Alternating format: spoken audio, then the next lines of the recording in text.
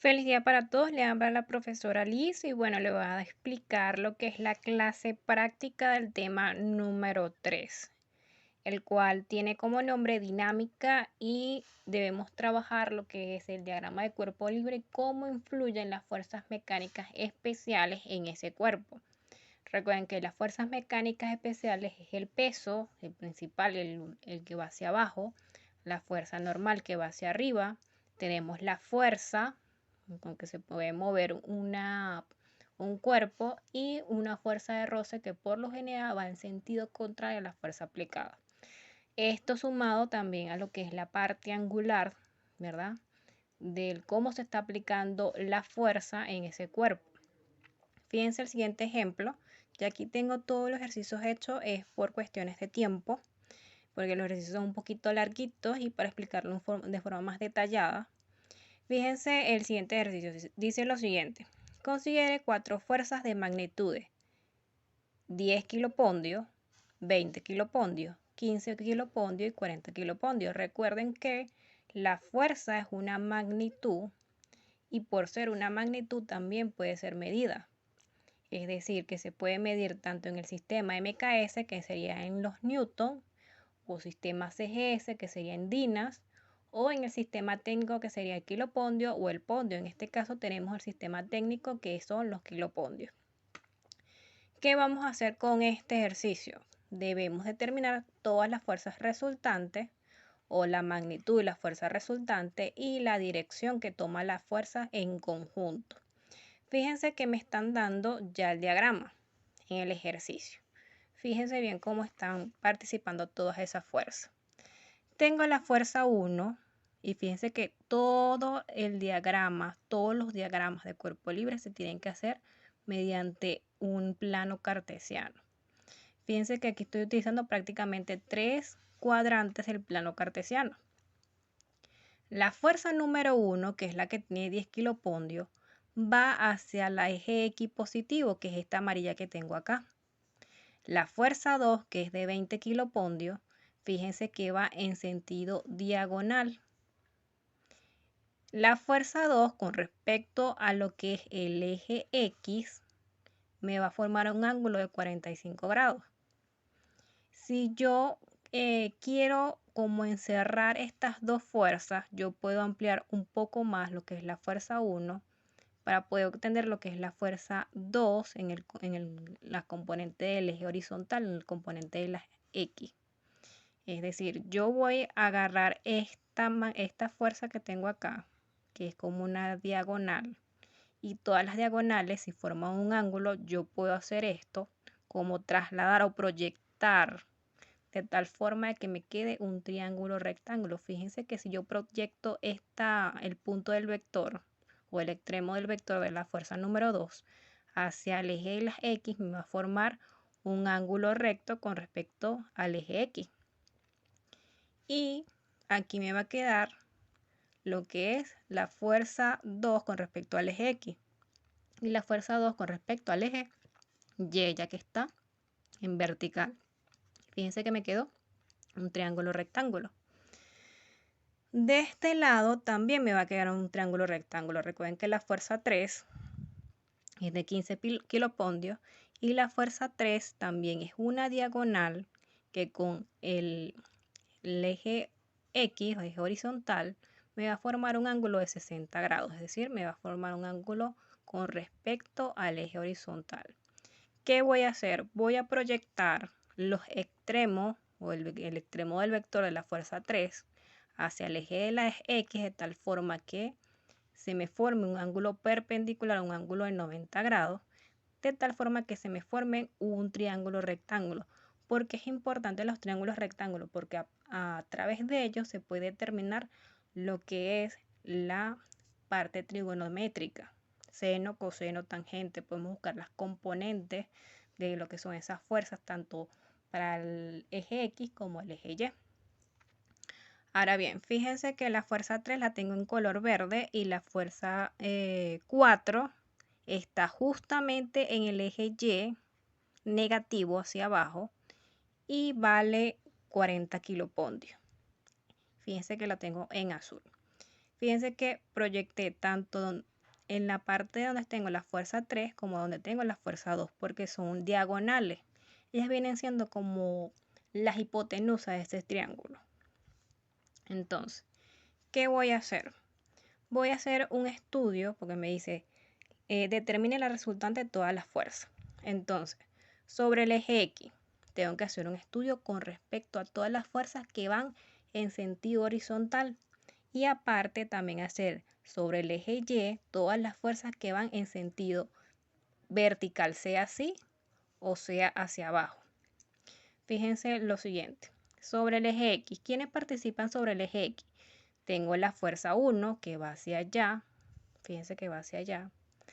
Tengo la fuerza 2X, es decir, la fuerza de 2 en el componente del eje X, que fue cuando la proyecté, que también está en esta dirección, en este sentido, perdón. Está F3, fíjense que F3 con respecto, F3 en el eje de las X, que es este que está aquí, está en este sentido. Fíjense que está de forma contraria a F1 y a F2X. Cuando están de forma contraria, se debe restar. Por eso es que esta fórmula está así. F1 y F2X se están sumando porque tienen el mismo sentido. Pero con respecto a F3, ellas se van a restar porque ya ella va en sentido contrario. Siempre en la parte vectorial sucede eso mismo. Si van en el mismo sentido, se van a sumar. Si van en sentido contrario, se va a restar. Entonces lo que voy a hacer es resolver esta formulita que tengo aquí. Tengo F1, que vale 10 kilopontios, ya me lo están dando allá arriba en los datos. F2X, ¿quién va a ser? F2X va a ser igual a F2, que es la fuerza de 20 kilopontios, por el coseno de 45. ¿Por qué utilizo el coseno? Porque este cateto que tengo acá, fíjense que este es un cateto y este es un cateto. Este es mi hipotenusa. ¿Este cateto quién es? Es el cateto adyacente. ¿Y quién trabaja con el cateto adyacente? El coseno del ángulo que está allí en el triángulo. Fíjense que el coseno de 45 grados trabaja con el cateto adyacente, que es este. Coseno de 45 grados por la fuerza 2. Esto lo voy a resolver, fíjense que 20 kilopontios por la raíz de 2 entre 2, porque coseno de 45 grados es igual a esto, según el triángulo o el cuadrito que les ha explicado el profesor en matemática. Si resuelvo esto, me va a quedar 14,14 kilopontios, un aproximado. F3X. F3X va hacia allá. ¿Quién va a ser F3X? F3X igual a F3 por el coseno de 60 grados. Fíjense que acá yo coloqué un negativo y es porque estoy trabajando en el segundo cuadrante. Cuando trabajamos en el segundo cuadrante, el coseno es negativo. Por eso es que esto queda negativo.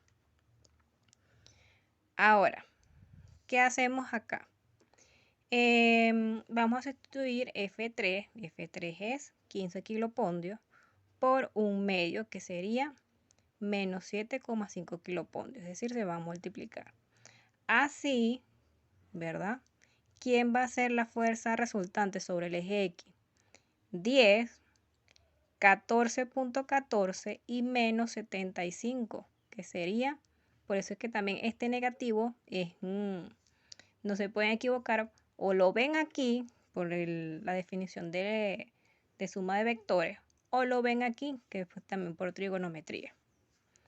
Ahora, sumo esto, 10 más 14,14, y lo resto con 7,5 y me da 16,64 kilopontios. Hacemos lo mismo con el eje Y. Fíjense que quienes participan sobre el eje Y, me participa F3Y, que va hacia abajo. Fíjense que está justamente en donde está el eje Y, que es esta que está aquí. F4, que es la que está, ya me están dando en el ejercicio, en el dibujo. Y F2Y, que fue la que yo proyecté. Pero F2Y está acá y se supone que va hacia arriba, hacia los positivos. Entonces voy a resolver esto que tengo acá. F3Y es igual a menos F3, que sería la fuerza 3, por el seno de 60 grados. ¿Quién es el seno de 60 grados? Raíz de 3 sobre 2. Si lo multiplico por 15 sería 12,99 kilopondios. F4 ya la tengo y fíjense que la coloqué en negativo. ¿Por qué? Porque está en el eje Y negativo, va hacia abajo. F2Y, fíjense que va hacia arriba, es igual a F2 por el seno de 45, porque el seno, fíjense que tengo el cateto opuesto al ángulo de 45 y ¿quién trabaja con el cateto opuesto? El seno. ¿Quién es el seno de 45 grados? Raíz de 2 sobre 2, multiplico por 20 kilopondios y me va a dar 14,14. Así, la fuerza resultante sobre el eje Y va a ser igual a menos 12,99, que sería este que tengo aquí, menos 40, que sería este que tengo acá. Signos iguales se suman, ¿verdad? Y se colocan signos en común. Me va a dar 52,99. Ahora a esto le voy a sumar. Le voy a sumar porque fíjense que está en signo opuesto. Y también porque los vectores están opuestos. F3Y y F4 van hacia abajo. Y F2Y va hacia arriba. Quiere decir que al final siempre me va a quedar una resta. Sea que yo lo vea de forma vectorial o sea que yo lo vea de forma angular. Si yo resto esto, me va a quedar menos 38,85 kilopondios. No importa que le dé negativo. Eso puede pasar. Ahora vamos a continuar el ejercicio, ya que me están pidiendo tanto la magnitud como la dirección. Para buscar la magnitud, coloco una F mayúscula para englobar todas las fuerzas. Coloco la raíz tanto del resultado en el eje X como en el eje Y de la fuerza. Lo elevo al cuadrado, lo sumo, recuerden que todo número negativo al cuadrado da un número positivo, lo sumo y después le saco la raíz y me va a quedar 42,26 kilopondios en el sistema técnico. Si lo quiero llevar a MKS, ¿qué tengo que hacer? Tengo que transformar de kilopondios a newton. ¿Cómo se hace eso? Van a agarrar los kilopondios y lo van a multiplicar por 9,8, que es la equivalencia entre kilopondios y newton. Si yo multiplico esta cantidad por 9,8 me va a dar 414,15 newton. Ahora, la dirección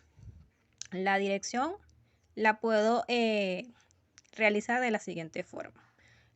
Aquí la hice primero con newton. Arriba va la fuerza resultante sobre el eje Y y abajo la fuerza resultante sobre el eje X. La hice primero con kilopondios, pero decidí también transformar todo esto a newton. Quiere decir que esto lo multipliqué por 9,8 y esto también lo multipliqué por 9,8 de tal forma que me quede en newton. 380,73 newton entre 163,07 newton. Divido, me va a dar 2,335 aproximadamente. Y necesito es el ángulo. Porque recuerden que la dirección me la da al ángulo. Esta tangente pasa al otro lado como tangente inversa de la cantidad que me dio al dividir estas dos cantidades. Tangente inversa, fíjense que en la calculadora van a apretar acá, tangente inversa, y le va a salir la tangente inversa. En este caso es de 2,335 y da aproximadamente 66,81. Esa es en forma decimal el ángulo. Ahora, si lo quieren como grados hexagesimales, se van a ir a esta tecla. Me va a dar 66 grados, 48 minutos, 58 segundos. Esa es una forma de expresar los ángulos sexagesimales. Tienen que tener mucho cuidado con este aparato y sobre todo también con las calculadoras de los teléfonos. Tanto no solo en mi materia, sino como en matemática y en las materias que vayan a ver próximamente más adelante. Recuerden que en la calculadora siempre cuando estén trabajando en trigonometría, aquí arribita debe aparecer una D. Si no aparece esa D y aparece una R, los resultados le van a dar en grados radianes. Y ese es otro sistema numérico. Y por lo general tienen que tener mucho cuidado con eso, porque a veces los resultados salen alterados. Ok, ahora vamos a realizar el segundo problema. Dice lo siguiente: un bloque de 10 kilogramos se desliza sobre una superficie horizontal empujado por una fuerza de 12 kilopondios, la cual forma un ángulo de 30 grados con respecto a la horizontal. Si al cabo de 3 segundos la rapidez del bloque es de 9 metros sobre segundo, calcular el valor de la fuerza de roce. Tengo una mesa, tengo un cuerpo y que lo estoy empujando de tal forma que se forma un ángulo de 30 grados con respecto a la horizontal. Y fíjense que esa fuerza va también en forma diagonal, es decir, esta fuerza que le estoy impulsando al cuerpo va a ir también de forma diagonal. Hay veces que la fuerza que estoy realizando va de forma totalmente horizontal, también es válido, pero en este caso va de forma horizontal. Ahora bien, voy a hacer el diagrama de cuerpo libre. Hago mi plano cartesiano, así como ustedes lo aprendieron en años anteriores. Hago un dibujo de tal forma. Hacia la parte de arriba va la fuerza normal, siempre va de forma casi que en el eje Y. Hacia abajo, hacia el eje de las Y negativas, va el peso, ya que esto está totalmente horizontal. Si estuviera inclinado, el diagrama sería un poquito diferente. La fuerza que le estoy impulsando, fíjense que va en este ángulo, quiere decir que es este mismo, y es este mismo ángulo. Este mismo ángulo que va así, es el mismo ángulo que tengo acá, y es la misma fuerza. También, ¿quién está allí influyendo? La fuerza de roce, que es la que va en sentido contrario, porque si yo estoy empujando la partícula o el cuerpo de tal forma que se va a mover un poquito hacia allá, entonces la fuerza de roce va de forma contraria. Y siempre es con respecto también a la superficie. Muchos me estarán diciendo, profe, pero ¿por qué la fuerza de roce no va diagonal o totalmente diagonal? Es porque la fuerza de roce siempre se da entre dos superficies. Y la superficie que me hace la fuerza de roce sería esta que está aquí. Por eso la coloqué de este lado, de color verde. Que creo que no se ve, pero bueno. La fuerza que le estoy impulsando está en azul y el peso está en verde.